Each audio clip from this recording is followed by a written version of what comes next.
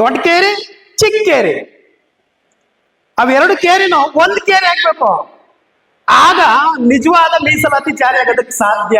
ನನ್ನ ಮಕ್ಕಳ ನೀವು ಇನ್ನೂ ಒಳ ಮೀಸಲಾತಿ ಬಡದಾಡಿ ಹಂಗೆ ಸಾಯ್ತೀರಾ. ಕುದುರೆ ವ್ಯಾಪಾರ ಈಗ ಶುರು. ಮತ್ತೆ ಯಾರು CM ಆಗ್ಬೇಕು ಅನ್ನುವಂಥ ವಿಚಾರಗಳು.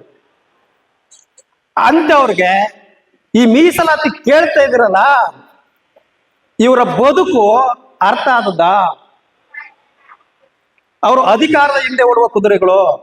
ಅನೂರು ಚೆನ್ನಪ್ಪನವರ ಬಹಳ ಪ್ರಮುಖವಾದ 3 ಕೃತಿಗಳು. ಒಂದು ಅಣ್ಣ, ಅದು ಸಿನಿಮಾ ಆಗಿ ಬಹಳ ಯಶಸ್ಸನ್ನ ಪಡ್ಕೊಳ್ತು. ಸಿನಿಮಾ ಆದ್ಮೇಲೆನೆ ಇಂಥದ್ದೊಂದು ಕಥೆಯನ್ನ ಬರೆದಿರೋದು ಅನೂರು ಚೆನ್ನಪ್ಪ ಅಂತ ಎಲ್ರಿಗೂ ಗೊತ್ತಾಗಿತ್ತು. ಎರಡನೇದಾಗಿ ಕಬ್ಬಿಣದ ಕುದುರೆಗಳು. ಯಾಕಂದ್ರೆ ಇವೆರಡನ್ನು ನಾನು ಓದಿದ್ದೀನಿ. ಬೆಲ್ಲದ ದೋಣಿ ನಾನು ಓದಿಲ್ಲ, ಆ ಕಾರಣಕ್ಕೆ ಅದನ್ನು ತಗೊಳ್ಳಲ್ಲ. ಅಥವಾ ಬೆಲ್ಲದ ದೋಣಿ ನಾಟಕನೂ ನೋಡಿಲ್ಲ, ಆ ಕಾರಣಕ್ಕಾಗಿ ನಾನು ಅದನ್ನು ತಗೊಳ್ಳಲ್ಲ.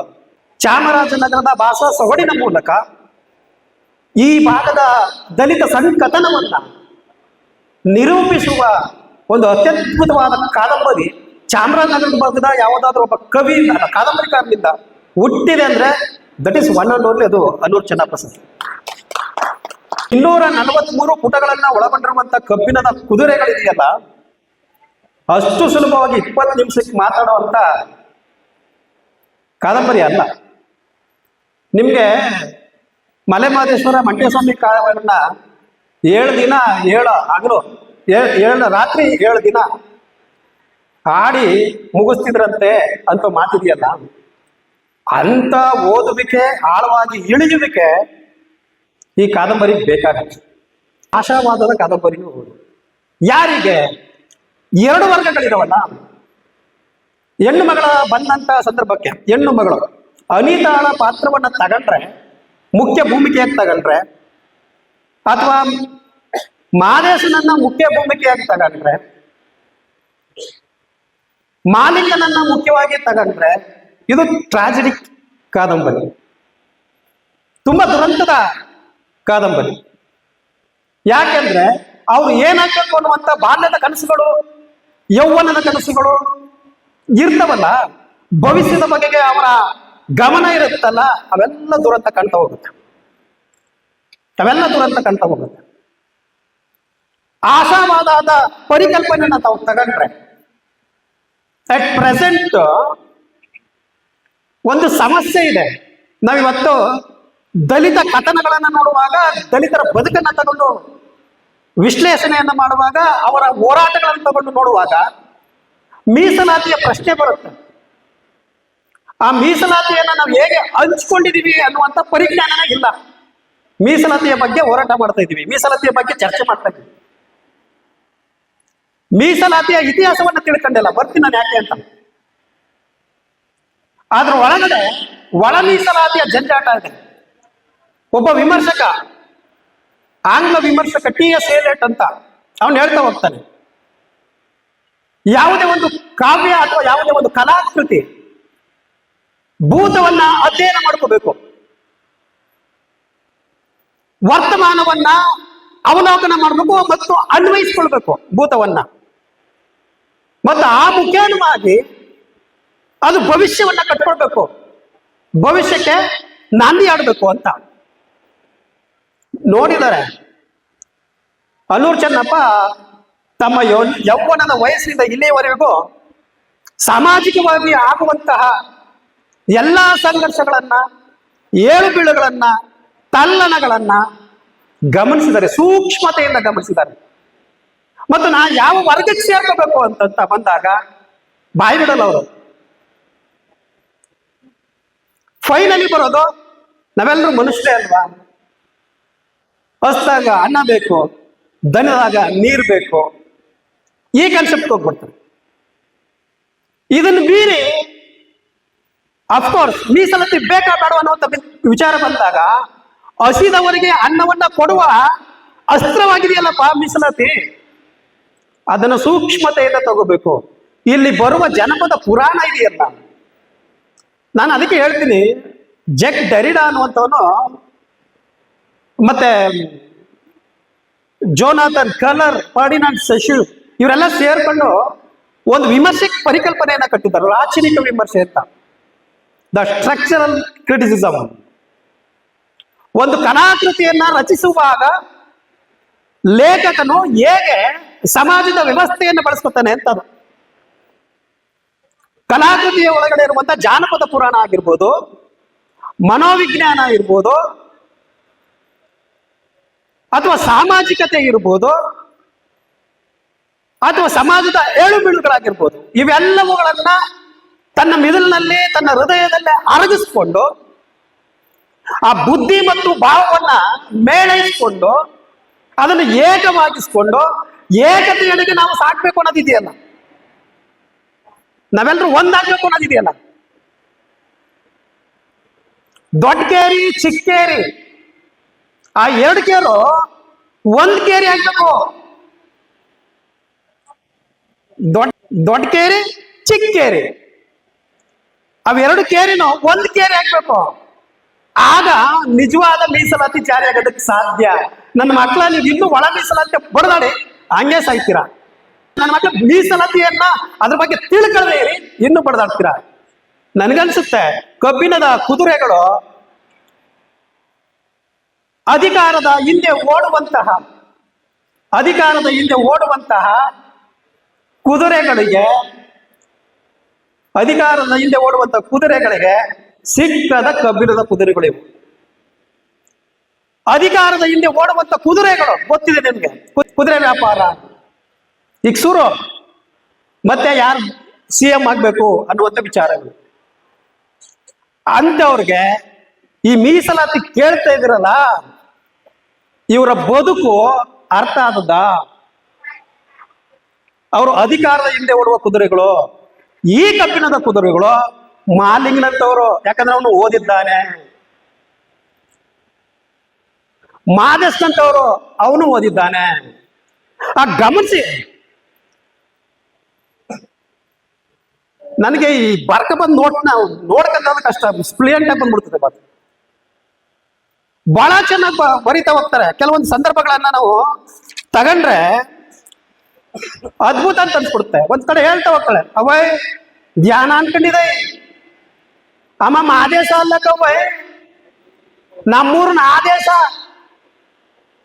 ಮಾದೇಶನ ಬಗ್ಗೆ ನಮ್ಮೂರಿನ ಆದೇಶ. ಯಾಕೆ ಆ ಮಾತು ಬರುತ್ತಂದ್ರೆ, ಸ್ವಲ್ಪ ತಿಳ್ಕೊಂಡಿದ್ದ, ಓದಿದ್ದ. ಅವ್ರ ಊರಿನ ಬೀದಿಗೆ ರಸ್ತೆ ಬೇಕೋ, ನೀರ್ ಬೇಕೋ, ಕರೆಂಟ್ ಬೇಕೋ, ಯಾವ್ದಾದ್ರು ಸಾಮಾಜಿಕ ಸಮಸ್ಯೆಗಳಿಗೆ ಸ್ಪಂದಿಸ್ಬೇಕೋ, ಅದೆಲ್ಲಕ್ಕೂ ಶಿಕ್ಷಣದ ಮೂಲಕ ಮತ್ತು ತನ್ನ ಜಾಗೃತಿ ಮತ್ತು ಅರಿವು ಮತ್ತು ತನ್ನ ಮನವಿ ಪತ್ರಗಳ ಮೂಲಕ, ಹೋರಾಟಗಳ ಮೂಲಕ ದಕ್ಕಿಸ್ಕೊಡ್ತಿದ್ದ.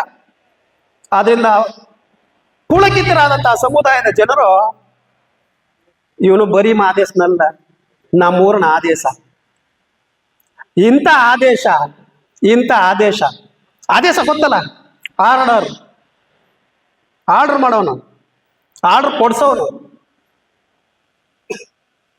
ಇಂಥ ಆದೇಶ ಅನಿತಾಳ ಜೊತೆ ಒಳ್ಳೆ ಗಾಯಕ, ಎಲ್ಲಂದ್ರೂ ಒಳ್ಳೊಳ್ಳೆ ಸದ್ದು ಮಾಡಿ ಆಡುವಂತ ಗಾಯಕ, ತುಂಬಾ ಮೆಚ್ಚುಗೆಯ ಗಾಯಕ. ಆ ಗಾಯಕನ ಮೇಲೆ ಪ್ರೀತಿ ಆಗತ್ತೆ ಅನಿತನಿಗೆ. ಸ್ಟೋರಿ ಹೇಳಿದ್ದಾರೆ ಮೇಡಮ್ ಅವರು. ಆದ್ರೆ ಅವನ್ ಯಾವ ತರ ಸಾಯ್ತಾನೆ ಅಂತ ಹೇಳಂದೆ. ಅವನ್ ಸಾಯಿಸೋದೇ ಯಾರು? ಸಾವುಕಾರ ಸೀನಪ್ಪನವರು ಜೀಪ್ಲಿ ಒಯ್ತಾ ಗುದ್ದಿಸ್ಬಿಟ್ಟು ಕೊಲೆ ಮಾಡ್ಬಿಡ್ತಾನೆ. ಅವನಿಗೆ ದಿನ ಪೂರ್ತಿ ಗೊತ್ತಾಗಲ್ಲ, ಸತ್ತೋದ್ ಮಾಡಿ ಎತ್ಕ ಬಂದು ಏನೋ ಮಾಡ್ತಾನೆ. ಅದ್ ಏನಾಗುತ್ತೆ ಅನ್ನೋ ಗೊತ್ತಾಗಲ್ಲ. ಸತ್ತವನ್ನೇ ಸುಟ್ರ, ಊತ ಹಾಕಿದ್ರ ಗೊತ್ತೇ ಆಗಲ್ಲ. ಒಟ್ನಲ್ಲಿ ಸತ್ತೋದ್ ಅನ್ನೋದಂತೂ ಸತ್ಯ. ಆ ಸತ್ತ ಮೇಲೆ ವಾಟ್ ನೆಕ್ಸ್ಟ್? ಅನಿತಲ್ ಬದುಕೇನಾಗ್ಬೇಕು? ಅನಿತನ್ ತಗೊಬಂದು ಮನೇಲಿ ಇಟ್ಕೊಂಡ ಸಾವುಕಾರರು. ಸರಿ ಹೇಳಿದ್ರು, ಮೇಲ್ಸ್ತರದ ಹೆಣ್ಣು ಮಕ್ಕಳು ಕೆಳಸ್ತರದ ಗಂಡು ಮಕ್ಕಳನ್ನ ಪ್ರೀತಿ, ಕಾಮ, ಮತ್ತೊಂದು ಮಗದೊಂದು ಒನ್ನಾಚಿ ಹೇಳಿದ್ರು. ಸೊ ಹಿಂಗಿರ್ಬೇಕಾದ್ರೆ ಅವಳ ಬದುಕೇನಾಗ್ಬೇಕು ಅನ್ನುವಂಥ ವಿಚಾರ ಬಂದಾಗ ಅಲ್ಲೊಂದು ನನ್ನ ಸೈಕಾಲಜಿ ಕನಿಸ್ತು, ಮಾನಸಿಕ ಸ್ಥಿತಿ, ಮನೋವಿಜ್ಞಾನ ಕನಿಸ್ತು. ಪಾತ್ರಗಳ ವಿಶ್ಲೇಷಣೆನ ಮಾಡ್ತಾ ಹೋದ್ರೆ, ಅಯ್ಯೋ ನಿಮ್ ತಲೆನ ಏನ್ ಸರ್, ಅಂತ ಸೂಕ್ಷ್ಮತೆ, ಅಂತ ಅಬ್ಸರ್ವೇಷನ್, ವಾಟ್ಸಪ್ ಸರ್.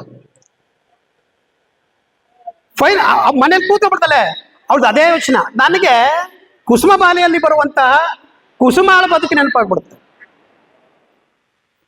ಅಲ್ಲಿ ದೊಡ್ಡವರಟ್ಟಿ ಸೋಮಪ್ಪ, ನಾಗಲ್ಕೇರಿ ಬರಲ್ಲ, ದೊಡ್ಡವರಟ್ಟಿ ಸೋಮಪ್ಪ ಪ್ರೀತಿಸಿದ ಚನ್ನನನ್ನ ಕೊಲೆ ಮಾಡಿ ಗೊತ್ತಾಗ್ತಾರ ಮನೇಲಿ ಉಳ್ಕೊಬಿಡ್ತಾರೆ. ಅವನು ಇಂಗ್ಲೆಂಡ್ ಹೋಗ್ಬಿಟ್ಟಾನೆ, ಇಂಗ್ಲೆಂಡ್ ಅಲ್ಲಿ ದೊರೆ ತರ ಮೆರೀತವನೆ ಅಂತ ಕತೆ ಕಟ್ಬಿಡ್ತಾರೆ. ಏನ್ ಇವ್ರ ಅಪ್ಪ ಹೋಗ ಖುಷಿ ದಿನ ನನ್ನ ಮಗ ಇಂಗ್ಲೆಂಡ್ ಇದ್ದಾನ, ಅವೇ ಅಲ್ಲಿರೋ ಎಲಿಜಬೆತ್ ರಾಣಿಗೆ ಸಹಾಯ ಮಾಡಿ ನಮ್ಮ ಮಂತ್ರಿ ಈ ತರ ಸೊತ್ತಗನೆ ಅನ್ನೋದು ಗೊತ್ತಿಲ್ಲ.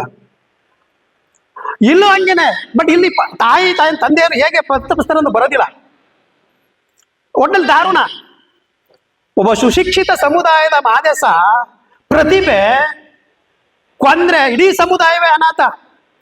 ಒಂದು ಸಾಮಾಜಿಕ ವ್ಯವಸ್ಥೆ ಪ್ರತಿಭೆಗಳನ್ನ ಕೊಲ್ಲುವುದರ ಮೂಲಕ ಒಂದು ಸಂಸ್ಥೆಗಳಿದಾವೆ, ಕೆಲವೊಂದು ಸಂಸ್ಥೆಗಳು ಪ್ರತಿಭೆ ಇರೋವನ್ನ ಫೋಕಸ್ ಮಾಡ್ಕೊಂಡು ಅವ್ರು ನೆಗ್ಲೆಕ್ಟ್ ಮಾಡೋದು. ತಳಮೂಲ ಸಮುದಾಯಗಳ ದಲಿತರ ಪ್ರತಿಭೆಗಳನ್ನ ನೆಗ್ಲೆಕ್ಟ್ ಮಾಡೋದೇ ಒಂದು ಸಂಸ್ಥೆಯ ಕೆಲಸ. ನೆಗ್ಲೆಕ್ಟ್ ಮಾಡ್ಬಿಟ್ರೆ ಸಾಕು, ಅವ್ರ ಗೋಳಾಟದಲ್ಲೇ ಬಿದ್ದಿರ್ಲಿ ಅನ್ನೋಂಥದ್ದು. ಹಂಗೆ ಅಲ್ಲಿ ಮಾದೇಶ ಆಗಿರೋದು ಮಾಲಿಂಗ.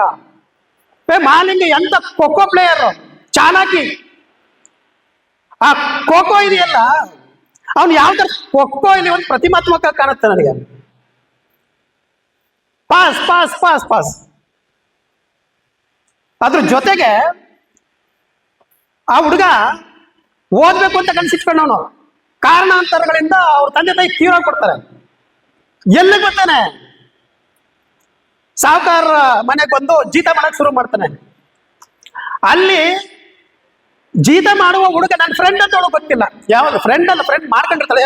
ಖೋಖೋ ಆಟ ಆಡುವಾಗ ಇವಳು ಹೋಗಿರ್ತಾಳೆ. ಯಾವ್ದಕ್ಕೆ? ಬ್ಯಾಡ್ಮಿಂಟನ್ ಆಡೋದಕ್ಕೆ. ಅನಿತಾ ಬ್ಯಾಡ್ಮಿಂಟನ್ ಆಟ ಆಡೋದಕ್ಕೆ ಹೋಗಿರ್ತಾಳೆ. ಅಲ್ಲಿ ಪರಿಚಯ ಆಗಿ ಚಿಹ್ನೆ ಹೇಳೋದ್ರ ಮೂಲಕ ಇದ್ಯಾರ ಅಂತ ಕೇಳಿದಾಗ ಅವನು ಮಾಲಿಂಗ. ಈ ಮಾಲಿಂಗ ಕತೆ ಹೇಳ್ತಾಳೆ. ಈ ಮಾಲಿಂಗ ಅವನೇ ಅಲ್ವಾ ಅಂತ ಅಂದ್ಕೊಳ್ಳೋದು, ಅವಳಿಗೊಂದು ಭರವಸೆ ಬರೋದು, ಸ್ನೇಹ ಹುಟ್ಟೋದು, ಬದುಕಬೇಕು ಅಂತ ಹೇಳೋದು, ಸತ್ತೇ ಹೋಗ್ತೀನಿ ಅನ್ನುವಂಥ ಸಂದರ್ಭದಲ್ಲಿ ಬದುಕಬೇಕು ಅನ್ನುವಂಥ ಬಲ ತುಂಬುವವನು, ನೇರವಾಗಿ ಹೇಳ್ದಿದ್ರು ವ್ಯಕ್ತಿತ್ವದ ಮೂಲಕ ಮಾಲಿಂಗ. ನನಗೆ ನಿರ್ಮಲೆಯ ಪಾತ್ರ, ಮೂರು ದಾರಿಗಳು ಕಾದಂಬರಿಯ ನಿರ್ಮಲೆಯ ಪಾತ್ರ, ಕುಸುಮಾಳ ಪಾತ್ರ ಬಹಳ ಕಾಡ್ತಾ ಹೋಗ್ತವೆ. ಇನ್ನೂ ಚೆನ್ನಾಗಿದ್ದಾವೆ. ಕೆಲವೊಂದು ಗುರುತು ಪಟ್ಟಿ ಹಾಕೊಂಡಿದ್ದೀನಿ, ಹೇಳಿದ್ರೆ ಕಷ್ಟ ಆಗ್ಬಿಡುತ್ತೆ. ಗೊತ್ತಾಯ್ತು ನನಗೆ. ನಾನು ಮೊದಲೇ ಹೇಳಬೇಕು ಅನ್ಕೊಂಡಿದ್ದೆ. ನಮ್ಮಲ್ಲಿ ಶ್ರೇಷ್ಠ ಮತ್ತು ಕನಿಷ್ಠ ಇದೆಯಲ್ಲ, ಅದೊಂದು ಹೇಳ್ಬಿಡ್ತೀನಿ ದಯಮಾಡಿ. ಲಿಂಗ ಹಾಕಿದವರು, ಲಿಂಗ ಹಾಕದೇ ಇರೋರು. ಮೇಡಮ್ ಅವರು ಈಗಾಗಲೇ ಕಾಮಧೇನು ಪ್ರಸಂಗ ಹೇಳಿದ್ರೆ, ಕೈಲಾಸಪುರದ ಕಾಮಧೇನು ಪ್ರಸಂಗ ಎಕ್ಸ್ಟ್ರಾರ್ಡಿನರಿ ಸರ್. ವಲಮಾದಿಗರು ಹೆಂಗಾದ್ರು ಮತ್ತು ಅವ್ರು ಹೆಂಗ್ ಬದುಕ್ತಿದ್ದಾರೆ ಅನ್ನೋದಕ್ಕೆ, ಅದನ್ನ ಅವ್ರು ಹೇಳಿರೋದ್ರಿಂದ ಬೇರೆದಕ್ಕೆ ಹೋಗ್ಬಿಡ್ತೀನಿ ನಾನು. ನಮ್ಮನ್ನ ಈ ಸಾಹುಕಾರ ಸೀನಪ್ಪ ಸೇವೆಗೆ, ಪಂಥಿ ಸೇವೆ ಕರಿಬೇಕು, ಪಂಥಿ ಸೇವೆ ಕರಿಬೇಕು. ನಾನು ಕರೀದೇ ಇದ್ದು ನೋಡ ಅಂತ ಅರಸಯ್ಯ, ಅವನು ಬಲಗೈನವನು, ಅದ ಹೆಂಗ್ ಕರೀದಿದ್ದಾನೋ ನೋಡ್ಕೊಬಿಡ್ತೀನಿ ಅಂತ. ಇನ್ನೊಬ್ಬ ಪಿಟಾರಯ್ಯ, ನೀನು ಕಳ್ಸಿಗಂತ ಅಕ್ಕ. ಇನ್ನು ಎಡಗೈನ, ಅಲ್ಲಿ ಬಲಗೈ ಎಡಗೈ ಅಂತ ಬಂದಿಲ್ಲ, ಬಟ್ ಮೆಟಾಫರಿಕಲ್ ಆಗಿ ಹೇಳಿದ್ದಾರೆ. ಉರಿಮೀಸಿ ಸೀಗಯ್ಯ, ಇವ್ರುಗಳ ಮೂಲಕ ಕಥೆಗಳನ್ನ ನಿರೂಪಣೆ ಮಾಡ್ತಾರೆ. ಅದೇ ಕಡೆ ಕರೆಕ್ಕಾಗಲ್ಲ. ಯಾಕಾಗಲ್ಲ ಅಂದ್ರೆ, ಮೇಲು ಕೀಲಿನ ಬಾಲ ಹಿಡ್ಕೋಬಾದ್ರೆ ಅವನಿಗಿಂತ ನಾನೇ ಮೇಲು ಕಣ. ಮೇಲು ಕೀಲಿನ ಬಾಲ ಹಿಡ್ಕೊಂಡೋದ್ರೆ ಆ ಸಾಹುಕಾರನಿಗಿಂತ, ಇಟ್ ಮೀನ್ಸ್ ಮೇಲು ಜಾತಿಯಲ್ಲಿರುವಂತ ಅವನಿಗಿಂತ ನಾನೇ ಮೇಲು ಕಂಡ್ರಯ್ಯ. ಹೌದಾ? ಅದೇಂಗಪ್ಪ ರಾಜನಿಗೆ ಪಾಪ ಬತ್ತಿ, ಈಗೆಲ್ಲ ಆಗುತ್ತೆ, ಪ್ರಸಂಗಗಳು ಬರ್ತಾ ಹೋಗ್ತವೆ.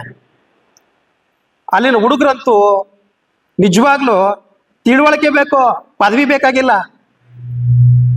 ಸುಶಿಕ್ಷಿತರಾಗ್ರಿ, ಡಿಗ್ರಿ MA PhD ಮಾಡ್ಕೊಂಡು ಮೀಸಲಾತಿ ಬಗ್ಗೆ, ಒಳ ಮೀಸಲಾತಿ ಬಗ್ಗೆ ತಿಳ್ಕೊಳ್ದೇನೆ ಬೀದಿಲಿ ಇಳಿದು ಅಧಿಕಾರ ಅಂದ್ರೆ ಅಧ್ಯಯನ ಮಾಡ್ದೇನೆ ಯಾವ್ದೋ ಮಂತ್ರಿ ಮುಂದೆ ಹೋಗ್ಬಿಟ್ಟು ಅಣ್ಣ ಹಿಂಗ್ ಮಾಡಿದ್ರಾಗತ್ತೆ, ಅಣ್ಣ ಹಿಂಗ್ ಮಾಡಿದ್ರಾಗತ್ತೆ ಅಂತ ಹೇಳ್ಬಿಟ್ಟು ದಾರಿ ತಪ್ಪಿಸ್ಕೊಂಡು ನೀವೇ ಭಯ ಪಡ್ತಿದ್ದೀರಿ. ಈಗ ಮೀಸಲಾತಿಯ ಬಗ್ಗೆ ಚಾರಿತ್ರಿಕ ಅಧ್ಯಯನ ಆಗ್ಲಿ, ಒಳ ಮೀಸಲಾತಿಯ ಬಗ್ಗೆನೂ ಚಾರಿತ್ರಿಕ ಅಧ್ಯಯನ ಆಗ್ಲಿ ಅಂತ ನಿಲುವುಗಳನ್ನ ಸಾರ್ತಾ ಹೋಗ್ತಾರೆ. ಈ ಹುಡುಗರು ಹಂಗೆಲ್ಲ ಪ್ರತಿಭಟನೆ ಮಾಡೋರು TVM ಬಂದ್ರೆ ಸಾಕು, ನಾ ಗುರ್ತಿಸ್ಕೋಬೇಕು, ಫ್ರಂಟ್ ಲೈನ್ ಲೀಡರ್ ಅಷ್ಟೇ. ನಿಮ್ಮ ಎಡವಟ್ಟುಗಳಿಂದ ಎಲ್ಲಾ ಸಮುದಾಯಗಳು 101 ಜಾತಿಗಳು ಬೀದಿ ಪಾಲಾಗವೆ. ಮುಂದೊಂದಿನ ಇದ್ರ ಬೇಡವೇ ಬೇಡ ಅಂದ್ಬಿಟ್ಟು ಮೀಸಲಾತಿನೇ ತೆಗೆದುಬಿಟ್ರೆ ಖಾಸಗೀಕರಣ ಆಗ್ತದೆ ಭಾರತ. ಉಣ್ಣರಿ ಸುಮ್ನಿರಿ. ಸೊ ಹಂಗೆ ಮತ್ತೆ ಒಂದು ಮಾತಾಡ್ತಾರೆ, ಡೇ ನಾನು ಹಾಕಿರೋದು ಯಾನ ರುದ್ರಾಕ್ಷಿ ಕಡೆ, ರುದ್ರಾಕ್ಷಿ ಮಣಿ ಅಂತ ಬಂದಾಗ ಅದ ಹೆಂಗ್ ಬಂತು? ಅದ ಯಾರು ಬೆಳೆಯಲ್ಲ, ಅದಕ್ಕೆ ಅದೇ ಬೆಳೆದಿರುತ್ತೆ. ಅದಕ್ಕೆ ಇದನ್ನ ಉಟ್ಲಿಂಗ ಅಂತಾರ ಕಣ್ರಯ್ಯ. ಹುಟ್ಟು ಲಿಂಗಕ್ಕೆ ಅದು ಪ್ರಕೃತಿ ದತ್ತವಾಗದ್ದು. Related nature to be a teacher. ಪ್ರಕೃತಿ ದತ್ತವಾಗಿ ಬೆಳೆದಿರುವಂತ ರುದ್ರಾಕ್ಷಿ ಮಣ್ಣಿನ ತಕೊಂಡು ನಾನು ದ್ಯಾವ್ರಗುಡ್ಡ ಅಂತ ಹೇಳ್ಕತ್ತಾವ. ದ್ಯಾವ್ರಗುಡ್ಡ ಆದವು ಕಲಬೇಡ, ಕೊಲಬೇಡ, ಹುಸೆ ನುಡಿಯಲು ಬೇಡ, ಅಣ್ಣರಿಗೆ ಅಸಹ್ಯ ಪಡಬೇಡ, ತನ್ನ ಬದಿ ನೆಸಬೇಡ, ಈ ತರ ಅಳಿಯಲು ಬೇಡ. ನಿಜವಲ್ಲ ರುದ್ರಾಕ್ಷಿ ಹಾಕೊಂಡಿರುವ ನಮ್ಮ ಸಮುದಾಯದ ದ್ಯಾವ್ರಗುಡ್ರು ಎಷ್ಟರ ಮಟ್ಟಿಗೆ ಅದರ ಬಗ್ಗೆ ತಿಳ್ಕೊಂಡಿದ್ರು. ಇಂಥ ನೈಸರ್ಗಿಕವಾಗಿ ಬದುಕುವ ನಮಗೆ ಅದ್ಯಾವುದೇ ಆಮನಿ ಅನ್ನುವಂತ ಬಂದಾಗ ಆ ಮ್ಯಾಲ್ ನೀರವ್ರು ಹಾಕೊಂಡಿರೋ ಧ್ಯಾನ ಅದು ಲಿಂಗ. ಆ ಲಿಂಗ ಮಾಡಿದವ್ರು ಯಾರಯ್ಯ? ಮನುಷ್ಯರು ತಾನೆಯೇ. ನೋಡಿ, ಲಿಂಗ ಮಾಡಿದವ್ರು ಯಾರಯ್ಯ? ಮನುಷ್ಯರು ತಾನೆಯೇ. ಎಂತ ಮೆಟಾಫರಿಕಲ್ ಪ್ರತಿಮಾತ್ಮಕವಾದಂತ ಕಾವ್ಯ. ನನಗೆ ನೆನಪಿಸ್ಬಿಡ್ತೆ. ಅವ್ರು ಹೇಳಿದ್ರು ಚಾಮರಾಜನಗರದ ಈ ಒಂದು ಮಂಟೇಸ್ವಾಮಿ ಮತ್ತು ಮಲೆ ಮಹದೇಶ್ವರರ ಕಾವ್ಯ ಕಥನವನ್ನ ಅನೂರ್ ಚೆನ್ನಪ್ಪ ಅರ್ಥ ಮಾಡ್ಕೊಂಡಿದ್ದಾರೆ. ಅದ್ರ ಹಿನ್ನೆಲೆಯಲ್ಲಿ ಬರೀಬೇಕು ಅಂತ ಅಂದ್ಕೊಂಡಿದ್ದಾರೆ, ಏನೋ ಗೊತ್ತಿಲ್ಲ. ಈ ಮಣ್ಣಿನ ಗುಣ ಇರಬೇಕು, ಅದು ಈ ಮಣ್ಣಿನ ಗುಣ ಇರಬೇಕು. ಸಾಮಾನ್ಯವಾಗಿ ಬರೆಯಕ್ಕೆ ಶುರು ಮಾಡಿದ್ದಾರೆ. ಇದು ಮಹಾಕಾವ್ಯನಕ್ಕಿಂತ ಮಹಾಲಾವಣಿ. ಒಂದೊಂದು ತಿರುವುಗಳು ಇರ್ಲಿ. ನನ್ಗೆ ನೆನಪಾಗದೇನು ಗೊತ್ತಾ, ಸಂದರ್ಭದಲ್ಲಿ ಕಂದಾಯ ಯಾವುದು ಅಂತ ಹೇಳುವಾಗ, ಏನು ಲಿಂಗ ಯಾವುದು ಅಂತ ಹೇಳುವಾಗ ಮಂಟೇಸ್ವಾಮಿಯ ಒಂದು ಪ್ರಸಂಗ ಬರುತ್ತೆ. ಆ ಕಂದಾಯ ಮಾಡ್ದವ್ನು ಯಾರೋ, ಆ ಕದವ ಮಾಡ್ದವ್ನು ಯಾರೋ, ಆ ತಾಳ ಮಾಡ್ದವ್ರು ಯಾರು, ಆ ತಂಬೂರಿ ಮಾಡ್ದವ್ರ, ಹಿಂಗ್ ಬಂದ್ಬಿಟ್ಟು ಅಯ್ಯೋ ಮುಟ್ಟ ಅಲ್ರಿ ಇದನ್ನೆಲ್ಲ ಮಾಡಿದವ್ರು ನಾವೇ ಕಣ್ರಯ್ಯ. ಮುಡ್ದಮ್ಮ ನಾ ದೇವ್ರಲ್ದೆ ನೀ ದೇವ್ರ ಅಲ್ಲಮ್ಮ ಪ್ರಭು ಚೆನ್ನಾಗಿ ಹೇಳ್ತಾರೆ. ನಾ ದೇವನಲ್ಲದೆ ನೀ ದೇವನೇ, ನಾ ದೇವನಲ್ಲದೆ ನೀ ದೇವನೇ. ಬಂಧುಗಳೇ, ನನಗೆ ನಿಜ ಹೇಳ್ತೀನಿ, 243 ಪುಟ ಇದೆ. ಇದನ್ನ 243 ಗಂಟೆ ಪಾಠ ಮಾಡ್ತೀನಿ. ಎಡ್ವರ್ಡ್ ಸೈದ್ ವಿಚಾರಗಳು, ಶಶೂರ್ನ ವಿಚಾರಗಳು, ಮಾರ್ಕ್ಸ್ನ ಥಿಯರಿ, ಅಂಬೇಡ್ಕರ್ ಥಿಯರಿ, ಇನ್ನೊಂದು ಇಲ್ಲಿ ಬರ್ಕೊಂಡಿದ್ದಾರೆ ಹೇಳ್ಬಿಡ್ತೀನಿ. ಎಡಬಲದ ತಿಕ್ಕಾಟಗಳಲ್ಲಿ ಸೀಗಯ್ಯ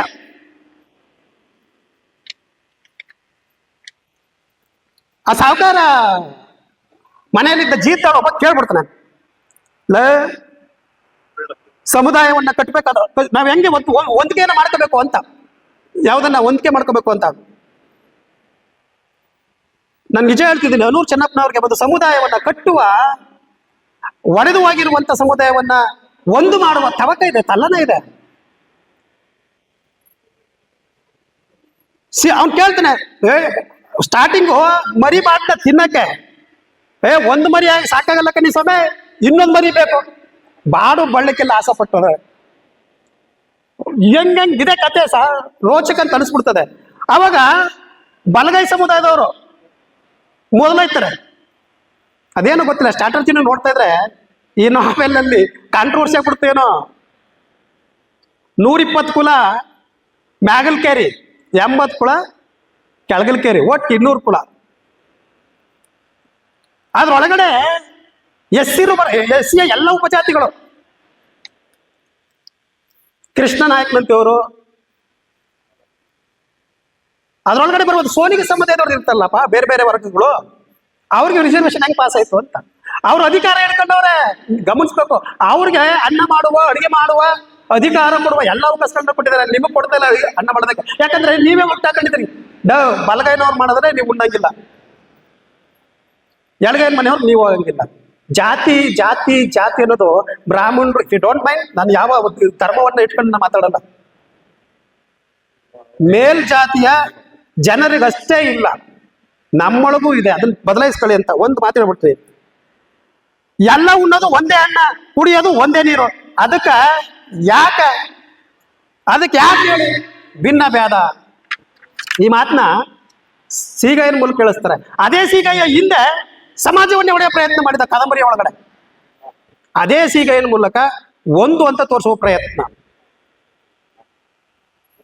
ಆಮೇಲೆ ಸುಮ್ಮನೆ ಅನ್ನೋದಲ್ಲ ತಮ್ಮಯ್ಯ, ಮ್ಯಾಗಲ್ ಕೇರಿ ಜನಗಳು ಮುಂಚರಿ, ಮ್ಯಾಗಲಿ ಕೇರಿ ಜನಗಳು ಮುಂಚರಿ ಇವತ್ತು ನಾವೆಲ್ಲ ನಿಗರ್ಕೊಂಡು ನಡೆದಾಡ್ತೀವಿ ಅಂದ್ರೆ ಅದಕ್ಕೆ ದೊಡ್ಡ ಕೇರಿ ಜನರ ದೌಲತ್ತು ಒಂದು ಕಾರಣ. ನಮಗೆ ನೀವು ಸಪೋರ್ಟಿವ್ ಆಗಿರ್ಬೇಕು, ನಿಮಗೆ ನಾವು ಸಪೋರ್ಟಿವ್ ಆಗಿರ್ಬೇಕು.